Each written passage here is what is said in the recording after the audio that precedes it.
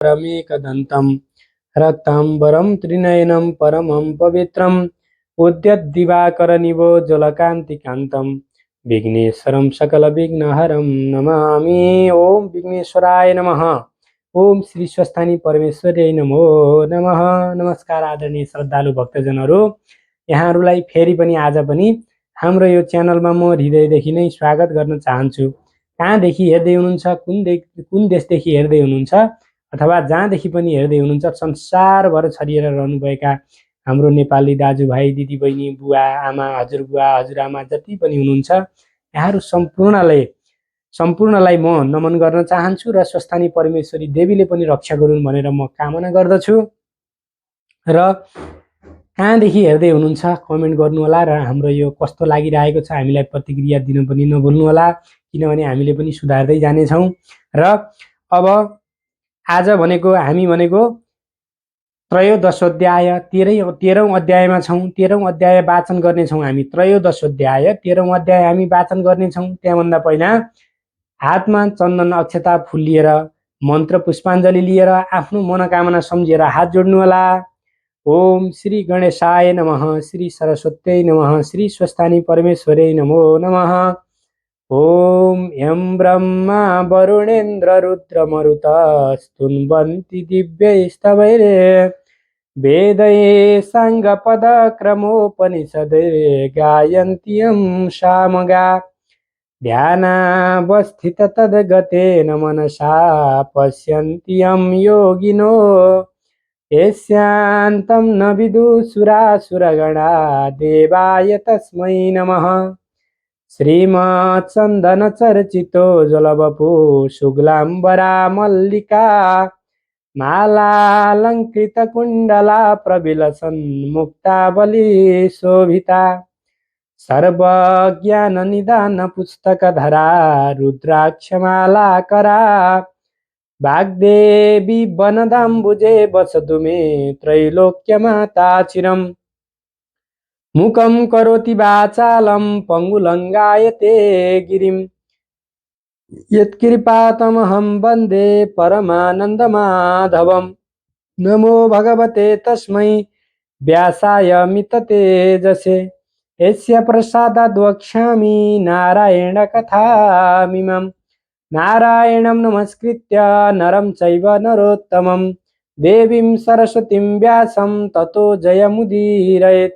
साष्टाङ्गं नमनं कृत्वा स्वस्थानीं परमेश्वरीं कथां सुदोपमां देव्या श्रुत्वाभीष्टफलं लभेत्। ओम श्री स्वस्थानी परमेश्वरै नमो नमः। यति भनेर प्रार्थना सकेर पुस्तकमा पुष्पाञ्जली अर्पण गरेर नमस्कार गर्नु। नमस्कार गरेर फेरि अब म यो त्रयोदशोध्याय वाचन गर्न गइरहेको छु। यो एकचित्त भएर आफ्नो मनोकामना के छ हजुरहरूको मनमा कामना त्यो सम्झेर हात जोड्नुहोला। श्री गणेशाय नमः। अथः त्रयोदशोध्यायः। कुमारजी आज्ञा गर्नुहुन्छ हे अगस्त्य मुनि। त्यहाँ उपरान्त पौष शुक्ल पूर्णिमा आयो। पार्वतीले विष्णुका आज्ञाले सखी समेत भई हात गोडाको नङ काटी स्नान गरी शुचि भई एक भक्त रही एक चित्त गरी नित्य मध्याह्न कालमा श्री महादेवको पूजा गर्न लागिन्। महिना दिन भयो र माघ शुक्ल पूर्णिमाका दिन सम्पूर्ण सामग्री तयार गरी श्री स्वस्थानी परमेश्वरीको पूजा ध्यान जप पाठ गर्न लागिन्। इन्द्रले यो खबर चाल पाएर देवताहरूसँग भने हे देवता हो, अब पापिष्ट तारकासुर दैत्यको नाश हुने कारण भयो, किनभने हिमालय पर्वतकी पुत्री पार्वती महादेव स्वामी पाएपछि पार्वतीको गर्भदेखि पुत्र जन्मलान्। त्यस बालकले मेरा शत्रु भएको तारकासुर दैत्यलाई मारिदेलान्। तब अमरावती हात गरी राज्य गर्न पाउला विचार गर। फेरि महादेव सतीदेवी मर्नाले शोक गरी पृथ्वी भ्रमण गरी उत्तरा पन्थमा गई काम क्रोध लोभ मोह छाडी सम्पूर्ण इन्द्रिय खिची तिनै आँखा बाँधी ब्रह्ममा चित्त लगाई महाकष्टले तपस्या गर्न लागिरहेछन्। अब महादेवलाई तपस्यादेखि भ्रष्ट गरी फेरि काम क्रोध लोभ मोहमा ल्याउने उपाय के छ सो भन। यति इन्द्रले भनेको वचन सुनि देवताहरू भन्दछन्, हे देवेन्द्र, त्यो काम गर्न त बिना कामदेव अरू को गर्न सक्ला। महाकामदेव गई महादेवको हृदयमा कामबाण प्रहार गरी आउँदछन्। यति देवताहरूले भनेको वचन सुनि इन्द्रले त्यसै हो भनी कामदेवलाई डाक्न वायुलाई सन्देश पठाउनुभयो। वायु पनि इन्द्रका आज्ञाले कामदेव छेउ गई प्रणाम गरी के कामले डाक्नुभयो भनी सोधे। इन्द्र आज्ञा गर्नुहुन्छ, हे कामदेव। महादेव उत्तरापन्थमा गई काम क्रोध लोभ मोह छाडी सम्पूर्ण इन्द्रिय बाँधी परब्रह्ममा चित्त लगाई बस्नुभएको छ। कामबाण प्रहार गरेर उहाँलाई यहाँ ल्याउनु पर्यो भनेर भनिसकेपछि अब यो परब्रह्ममा चित्त लगाई तपस्या गर्न लागिरहेका छन्। बिना महादेवको यो ब्रह्माण्ड सारा संसार चराचर जगतको रक्षा गर्न कसले सक्ला। यस अर्थले तिमी त्यहाँ गएर महादेवको हृदयमा कामबाण प्रहार गरी ल्याऊ, फेरि काम क्रोध लोभ र मोह ल्याऊ। यति इन्द्रका वचन सुनि कामदेवले हस्त प्रभु भनेर जो आज्ञा भनी आफ्ना स्त्री रति समेत भई उत्तरापन्थमा गई महादेवलाई साष्टाङ्ग प्रणाम गरी इन्द्रका आज्ञाले धनुष टङ्कार गरी कामबाण कानसम्म खैची महादेवको मर्म ताकी प्रहार गरेको महादेवले चाल पाएर जब क्रुद्ध भई आँखा उगारी हेरे तब तीन आँखादेखि अग्निका ज्वाला निस्कियो। कामदेव भस्म भए। कामदेवको स्त्री रतिले आफ्नो स्वामी कामदेव भस्म भएको देखि नाना शोक गरी महादेवका पाउमा परि बिन्ती गर्न लागिन्, हे जगदीश्वर, यो अपराध मेरा स्वामीको होइन। इन्द्रका आज्ञाले तपाईका हृदयमा कामबाण प्रहार गरेको हो। हे युगनायक, म देखि प्रसन्न भई त्यो अपराध क्षमा गरी बक्सियोस्। स्वामी दानदेव, हे करुणामय, तिमी कस्ता भने दुष्ट संहार गरी साधुलाई रक्षा गरिरहने। यस्ता तिमीलाई कोटी कोटी नमस्कार। तिम्रो वर्णन गर्न हजार जिब्रा भएका शेषनागले पनि नसकेको म जस्ती एउटा स्त्री जातिले के गर्न सकुला। हे भक्तवत्सल, मलाई विधवा नतुल्याई मेरा स्वामीजीलाई सन्तोषी घर पठाउनुहोस्। यस्ता तरहले नाना शोक गरेर स्तुति गरेको सुनि श्री महादेवलाई अति करुणा भयो र भन्नुभयो, हे रति, यस जन्ममा भने तिम्रो स्वामी पाउँदिनौ। द्वापरका अन्त्यमा विष्णुले अवतार लिनेछन्। तिम्रा स्वामी कृष्णका पुत्र प्रद्युम्न भई जन्मनेछन्। तब तिमी दुई स्त्री पुरुषको भेट होला। अहिले दुःख नमान, घर जाऊ।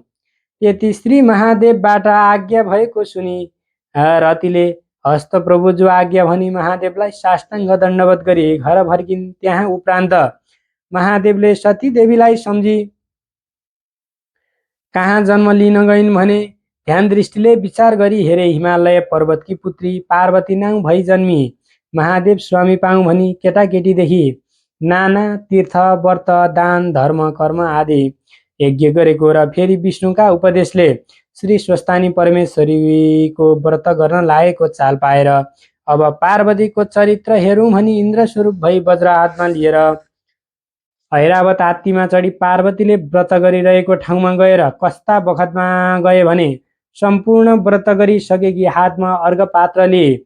महादेव स्वामी पाऊँ भनी स्वस्तानी परमेश्वरीलाई अर्घ दिई, हे ईश्वरी निरञ्जन निराकार, हजुरलाई कोटी कोटी नमस्कार। सम्पूर्ण तीर्थ पनि हजुर, सृष्टि पनि हजुर, संहारकर्ता पनि हजुर, पञ्चमहाभूत पनि हजुर, सत्व रजत तम त्रिगुणायुग पनि हजुर, यो ब्रह्माण्ड संसारमा आत्मस्वरूप भइरहेका पनि हजुर, आदि शक्ति पनि हजुर, काल स्वरूप पनि हजुर, आदि अन्त्य हात पाउ वर्णन भएको पनि हजुर, अस्ति अव्यक्त वर्णन, यस्तो अव्यक्त वर्णन चतुर्मुख ब्रह्मा भए, सरस्वती भइन्, शेषनाग भए, यिनले पनि नसकेको म कसो गरी हजुरको प्रशंसा गर्न सकुला। मेरो भक्तिदेखि सन्तोष हुनुहोस् भनी नाना तरहले स्तुति गरी प्रसाद झिक्न लागेको बेलामा इन्द्र स्वरूप महादेव पुगेर पार्वतीले देखिन् र यथायोग्यले पूजा गरी, हे देवेन्द्र, यो के काम आउनुभयो, के कामले आउनुभयो, आज्ञा होस् भनिन्। पार्वतीको यस्तो वचन सुनि इन्द्र स्वरूप महादेव आज्ञा गर्नुहुन्छ, हे पार्वती, तिम्रा भक्तिदेखि म सन्तोष भएँ।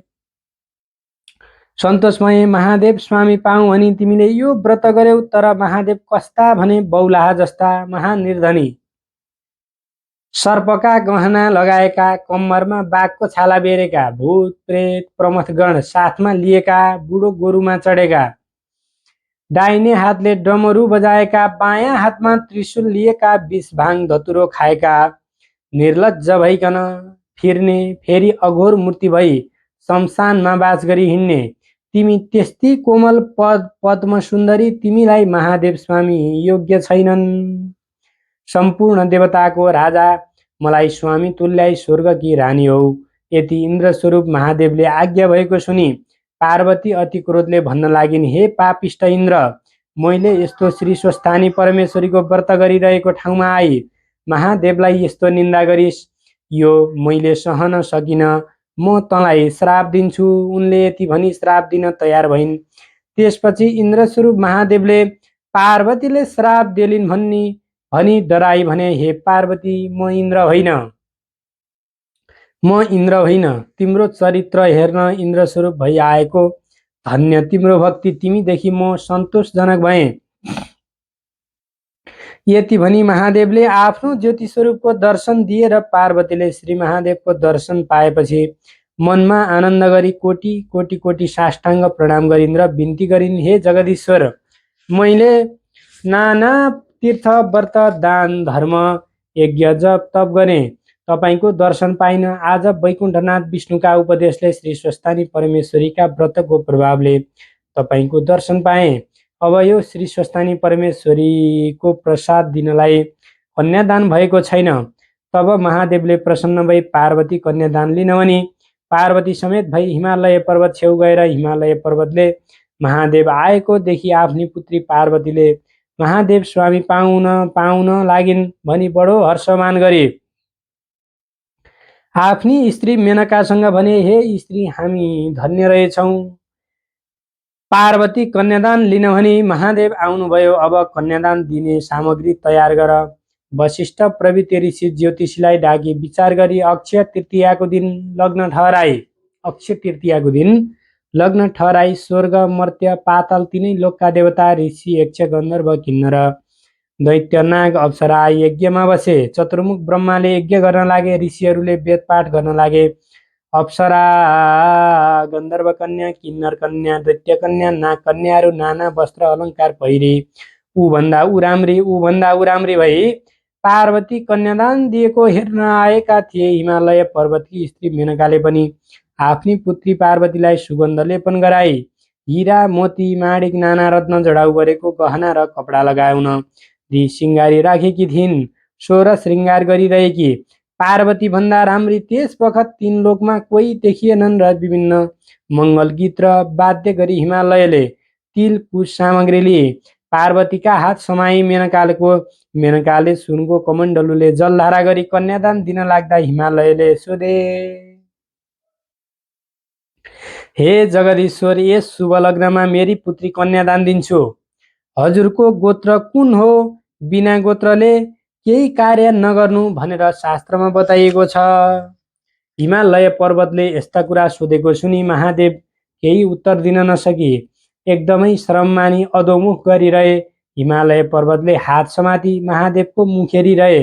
विष्णु प्रभृति देवता ऋषि यक्ष गन्धर्व किन्नर दैत्य नाग कसैले पनि यसै हो भनी भन्न सकेनन् र चुप लागिरहे। त्यस अवसरमा नारद ऋषिले सतीदेवीको हाडको यन्त्र बनाई शिवगीत गाई नाच्दै हिमालय पर्वत छेउ आएर भने, हे गिरिराज, जसका मायाले यो ब्रह्माण्ड संसार कहिले सृष्टि गर्छन्, कहिले स्थिति गर्छन्, कहिले नाश गर्छन्, एक्लै भई ब्रह्मा विष्णु महादेव तीन भएका छन्।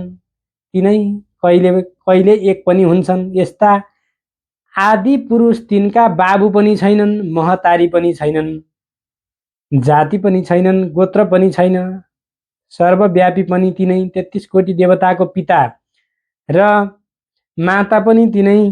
फेरि चतुर्दश भूमिमा यावत जीवात्मा जति छन् सबको हृदयमा बसी पाप पुण्यको साक्षी भई रहेका यी तिनै निरञ्जन निराकार पनि तिनै।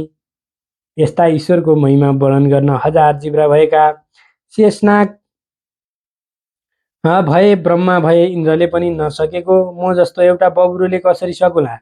पार्वतीलाई जगदीश्वर महादेवलाई कन्यादान देऊ, सन्देह नगर। यति नारद ऋषिले भनेपछि सम्पूर्ण देवता ऋषि यक्ष गन्धर्व किन्नर दैत्य नागहरूले भलो भनेला भन्दा हिमालय पार्वतीले महादेवलाई कन्यादान दिए। पार्वतीले श्री महादेवको गलामा फुलको माला लगाइन् र 3 फेर परिक्रमा गरी पाउ परिन्। हिमालय पर्वतले पनि श्रद्धापूर्वक सम्पूर्ण देवता ऋषि यक्ष गन्धर्व किन्नर दैत्यनागलाई भोजन गराई पूजा गरी दक्षिणा दिए। भोजन गरी सकी सबैले हिमालय पर्वत छेउ भने, हे हिमालय तिमी धन्य रहेछौ, मेनकाको गर्व पनि धन्य। तिमी जस्तो भाग्यवन्त सप्तद्वीपमा पनि हुनु दुर्लभ छ। तिमीले जन्म लिएको सफल भयो, किनभने जुन पिनाकधारी श्री महादेवलाई योगेश्वरहरू ध्यान दृष्टिले हेर्दा पनि पाउन सक्दैनन् त्यस्ता महादेव तिमीले ज्वाइँ पायौ। हामी कृतार्थ भयौँ। अब तिमीले आज्ञा दिए आफ्ना आफ्ना आश्रममा जान्छौँ।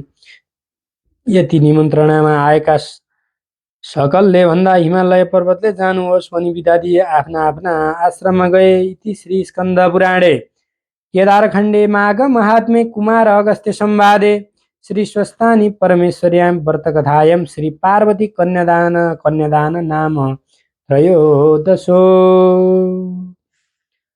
अब त्यसपछिबाट यो कथा श्रवण गरिसकेपछि फेरि हातमा मन्त्र पुष्पाञ्जली लिएर एकचित्त भएर ध्यान गर्नुहोला। ओम उपनयतु मङ्गलवा सकल जगन्मङ्गलालय श्रीमान दिनकर किरण निबोधित नवनलिन दल निवेक्षण श्रीकृष्ण काले वर्षतु पर्जन्य पृथिवी सस्यशालिनी देशोऽयं क्षोभरहितो ब्राह्मणा सन्तु निर्भया अपुत्रा पुत्रिणः सन्तु पुत्रिणः सन्तु पौत्रिणः निर्धना सदना सन्तु जीवन्तु शरदां शतम्। तत्रैव गङ्गा यमुना च तत्र गोदावरी सिन्धु सरस्वती च तीर्थानि सर्वाणि वसन्ति तत्र यत्राच्युतोद्धार कथा प्रसंग या कुन्दिन्दु तुषारहार धवला या शुभ्रवस्त्रावृता या वीणा वरदण्डमण्डितकरा या श्वेत पद्मासना या ब्रह्माच्युत शङ्करा प्रभृति वरे देवैः सदा वन्दिता श्यामं पातु सरस्वती भगवती निःशेषजाड्यापहा कायेन वाचा मनसीन्द्रियद्वा बुद्ध्यात्मना वा प्रकृति स्वभावात् करोमि यद्यत् सकलं परस्मै नारायणायेति समर्पयेतत् अनन्या चेतसा भक्त्या श्रुतं यत्सकृथामितं समर्पयामि तत्सर्वं स्वस्थानीं परमेश्वरीम्। अब पुष्पाञ्जली यो पुस्तकमा चढाएर आफ्नो मनोकामना सम्झेर दर्शन गर्नु ढोक गर्नुहोला। जय शम्भो, जय स्वस्थानी माताको जय हो। फेरि पनि हामी भोलि चतुर्दश अध्याय 14 अध्याय लिएर यहाँ समक्ष हामी प्रस्तुत गर्नेछौँ। आजको लागि